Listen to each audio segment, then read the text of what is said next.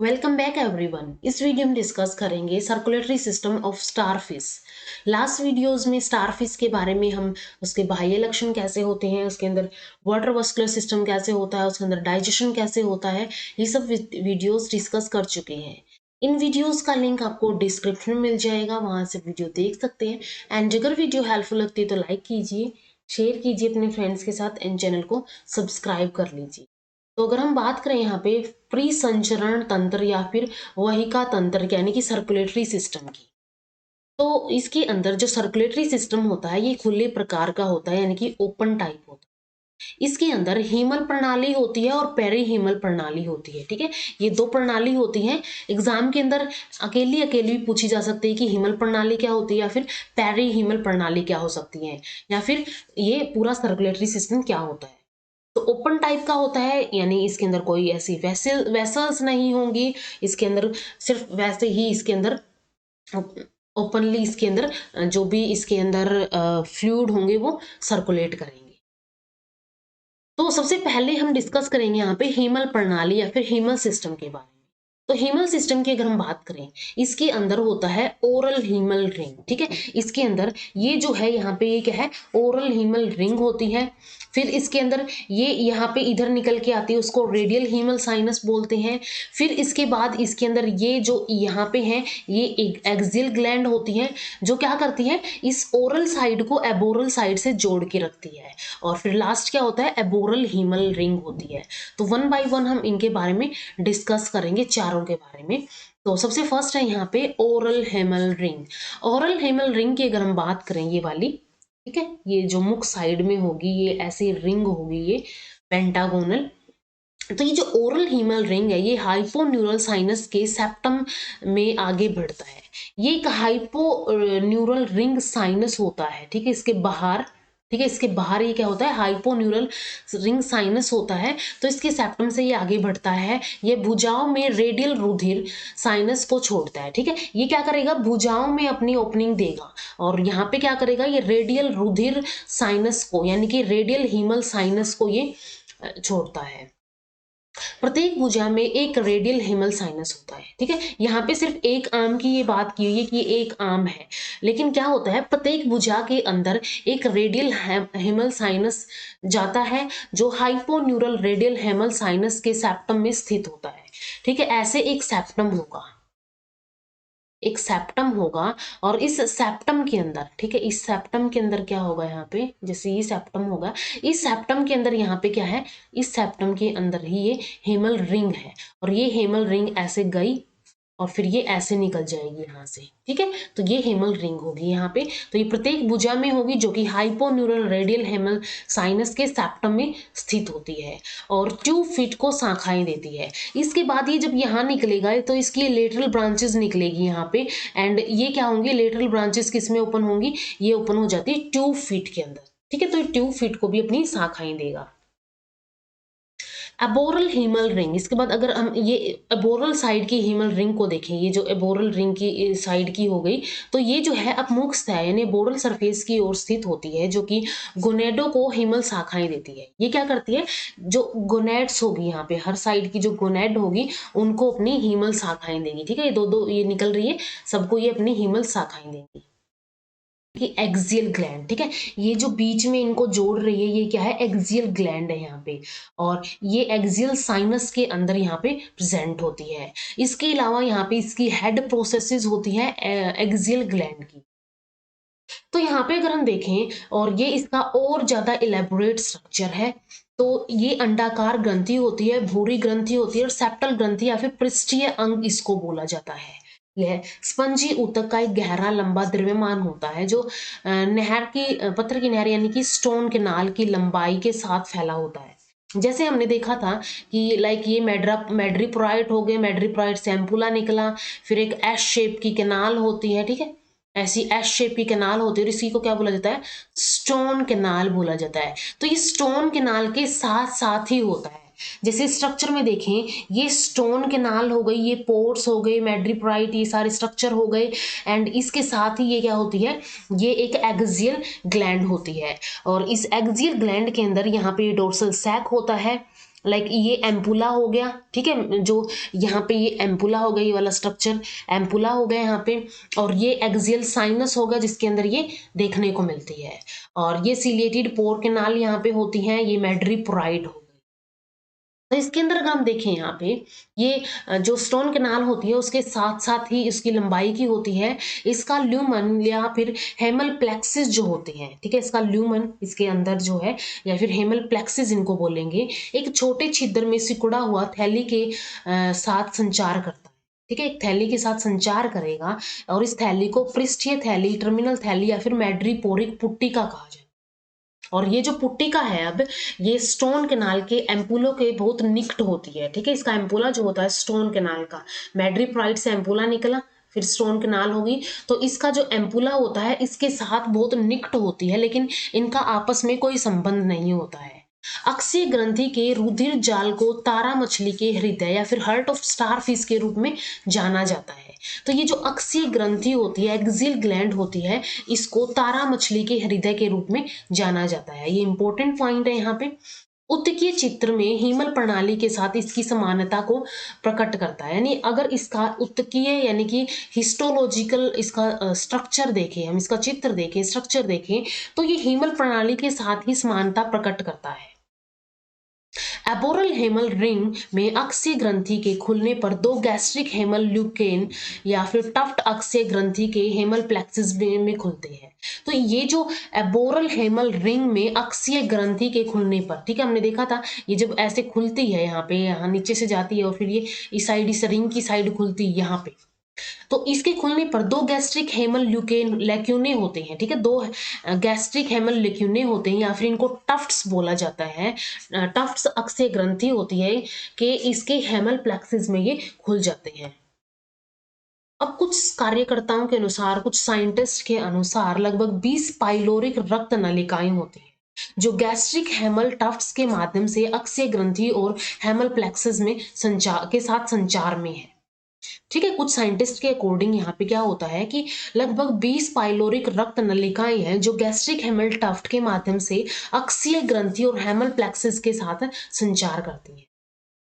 इसके बाद अगला है यहाँ पे aboral Hemal ring. Aboral Hemal ring जो है एबोरल साइड में यहाँ पे देखने को मिलेगी। इसके अंदर केंद्रीय डिस्क की एबोरल सतह के नीचे स्थित पेंटागोनल रिंग कैनाल, ठीक है, इसके यहाँ पे क्या है, पेंटागोनल रिंग कैनाल होती है, और यहाँ पे 5 जोड़े जननेंद्रिय यानी कि जेनाइटल हेमल स्ट्रैंड होती है, ठीक है, यहाँ पे क्या होते हैं, 5 जोड़े जेनाइटल हेमल स्ट्रैंड्स होते हैं, और गोनेडो के लिए हेमल यहाँ पे हम बोल सकते हैं कि हेमल साइनस भी यहाँ से ही निकलते हैं, ठीक है। तो इस रिंग के अंदर अगर हम देखें तो यहाँ पे ये निकल गए हैं, जेनाइटल साइनस हो गई, ये गोनेड्स हो गई, ठीक है, और इसके अलावा यहाँ पे नीचे की तरफ ये जो है ये गैस्ट्रिक हीमल रिंग होगी और गैस्ट्रल हीमल साइनस होते हैं। तो केंद्रीय डिस्क की एबोरल सतह की तरफ ये पेंटागोनल रिंग कैनाल में स्थित होती है, और ये 5 जोड़े जननेंद्रिय यानी कि हीमल स्ट्रैंड्स देती है, ठीक है।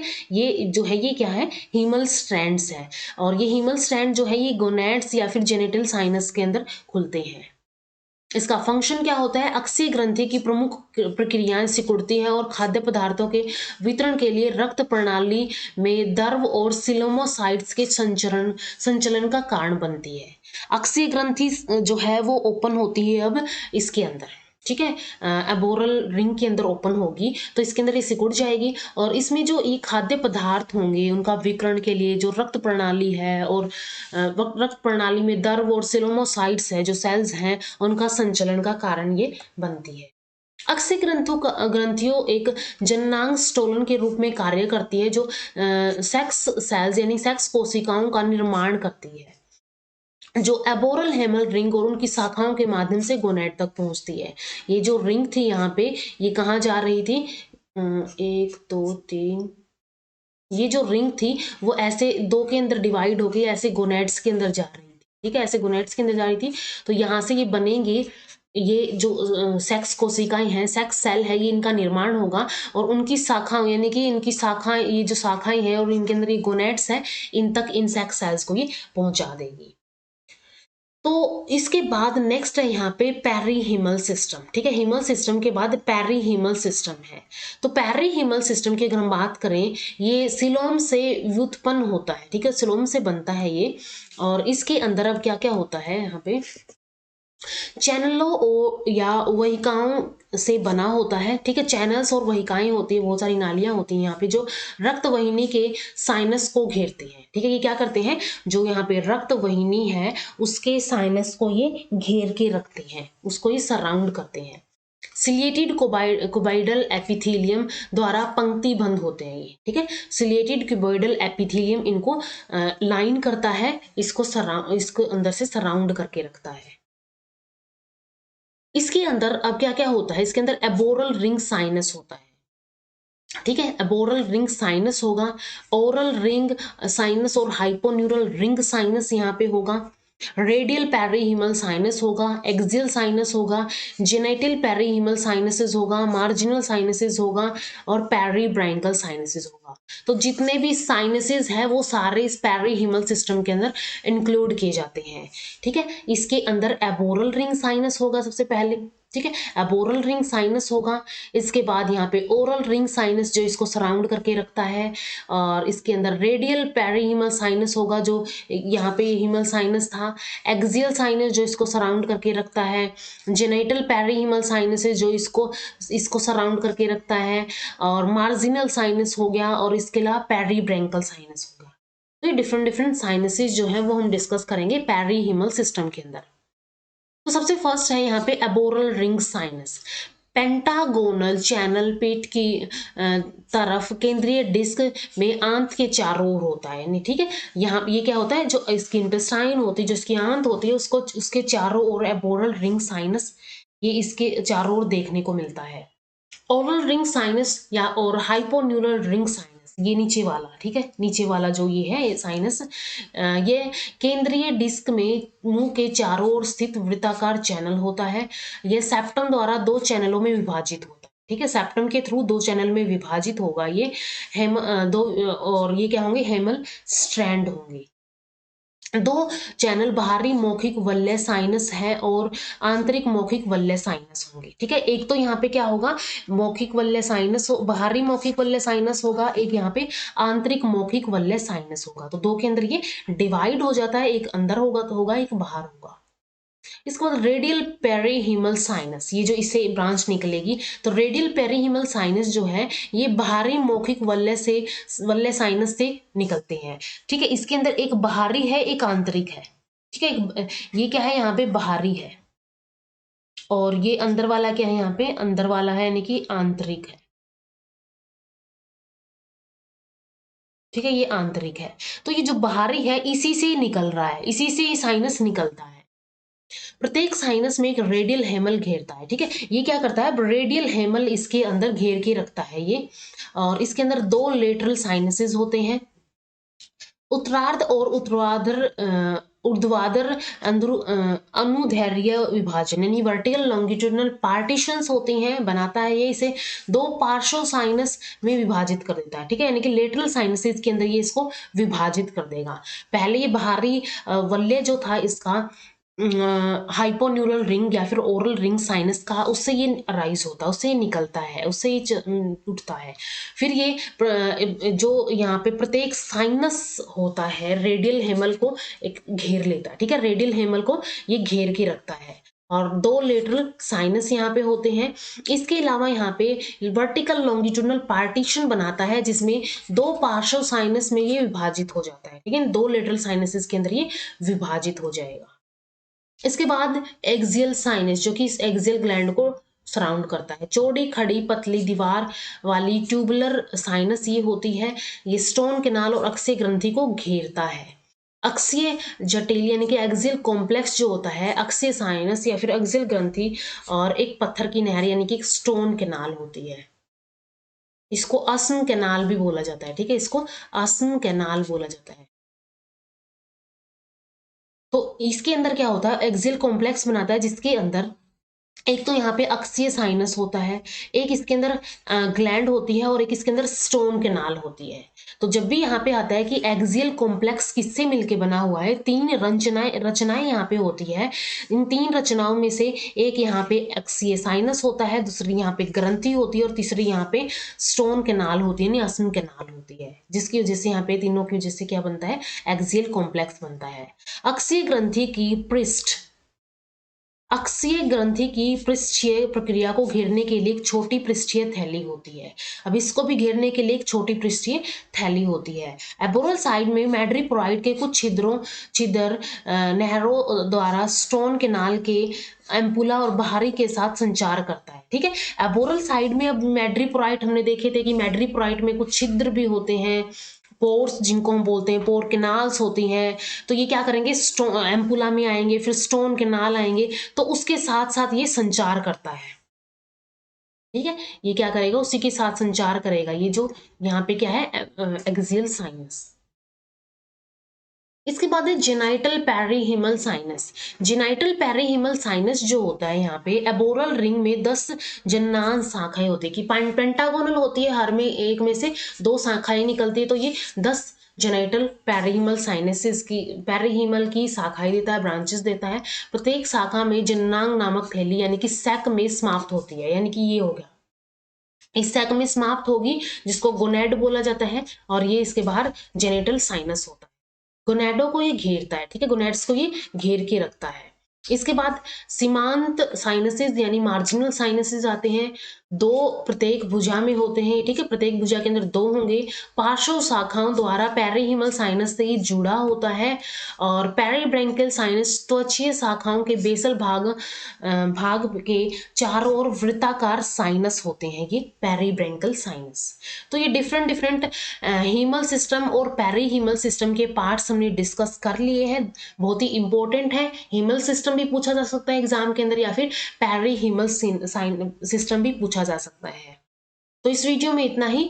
नेक्स्ट वीडियो में डिस्कस करेंगे इसके नर्वस सिस्टम के बारे में। ठीक है, स्टारफिश के नर्वस सिस्टम के बारे में। तो मिलते हैं नेक्स्ट वीडियो के अंदर। एंड अगर वीडियो हेल्पफुल लगी हो तो लाइक कीजिए, शेयर कीजिए अपने फ्रेंड्स के साथ, इन चैनल को सब्सक्राइब कर लीजिए। Thank you so much.